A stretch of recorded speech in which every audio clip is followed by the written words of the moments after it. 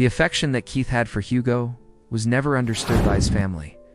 They made nasty remarks about her looks, scoffed at her, and murmured behind her back from the minute he presented her to them. In the moment when he proclaimed his plan to propose, even his closest friends recoiled in shock. Someone replied, "You have a lot of room for improvement." Another person laughed and said, "She's not even pretty." But that didn't matter to Keith. Over the course of many years, their love flourished, unaffected by the superficial judgments of others. Hugo was everything to him, including her generosity, her cleverness, the way she smiled at his ridiculous jokes, and the fire that burned in her eyes whenever she stood up for those who were vulnerable. Unaffected by the cruelties of the world, their love was powerful and unwavering. Their wedding day ought to have been filled with happiness. Keith's fear was not of the outcome, but rather of the possibility of losing her. What would happen if things went wrong? The ceremony, on the other hand, was a hushed affair, with empty seats in the places where friends and relatives should have been.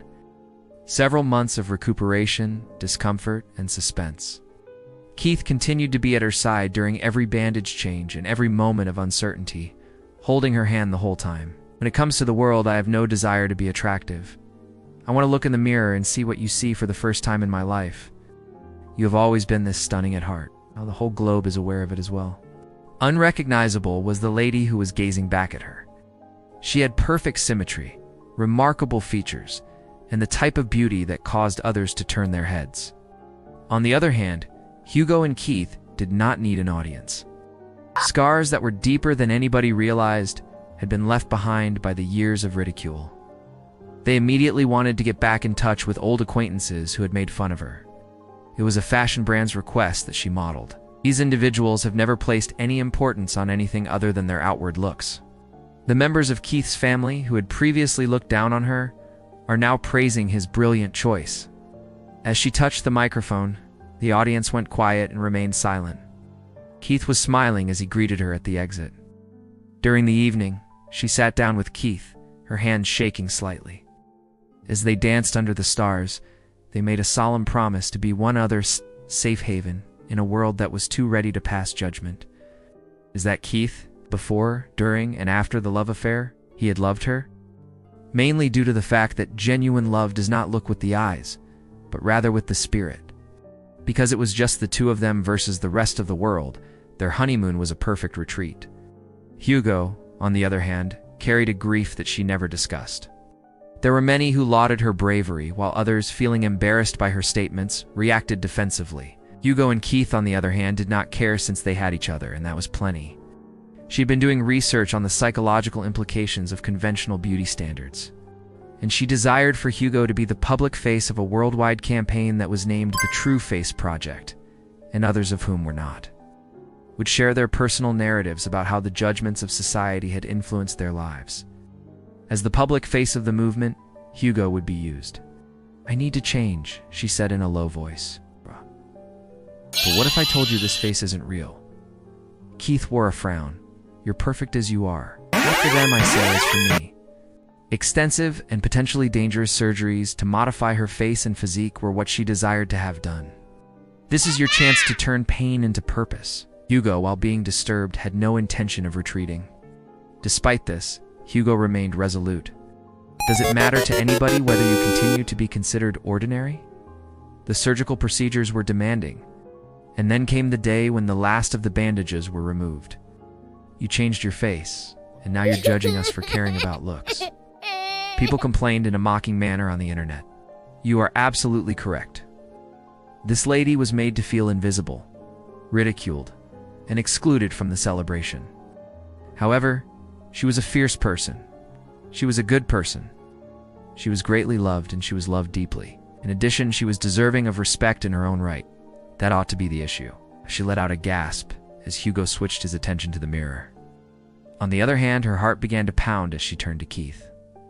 What if he continued to love her? Did she stop being a familiar face?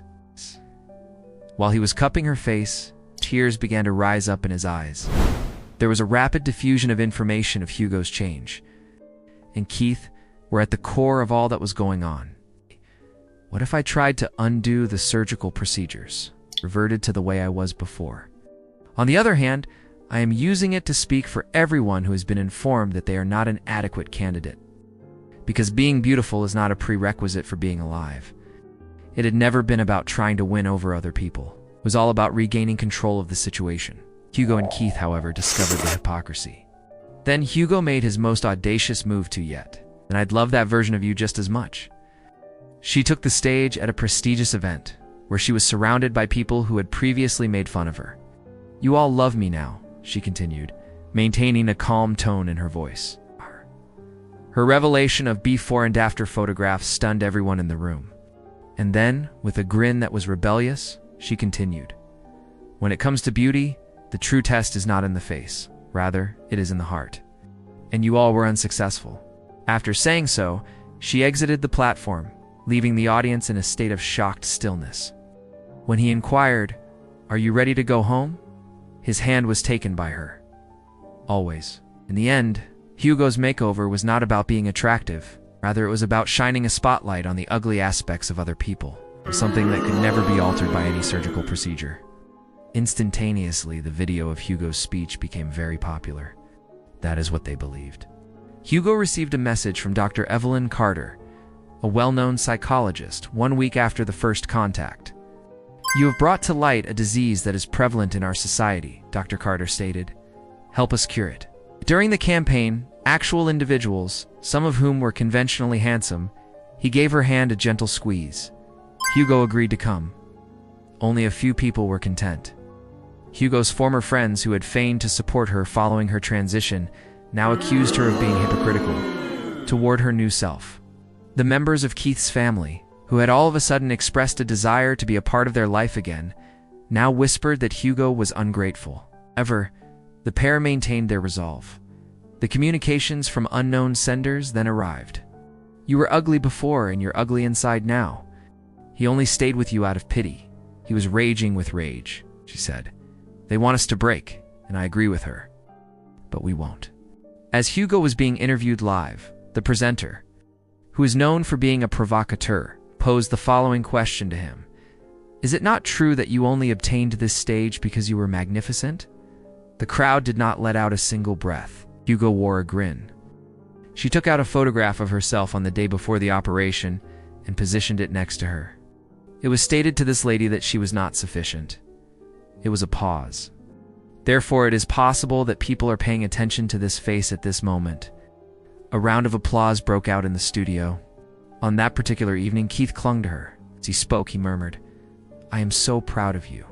Hugo, however, had one last concern. What if... He did not show any reluctance. The reason Hugo did not reverse her metamorphosis was not because she was afraid of being seen again. Rather, it was because she had come to terms with the choice that she had made.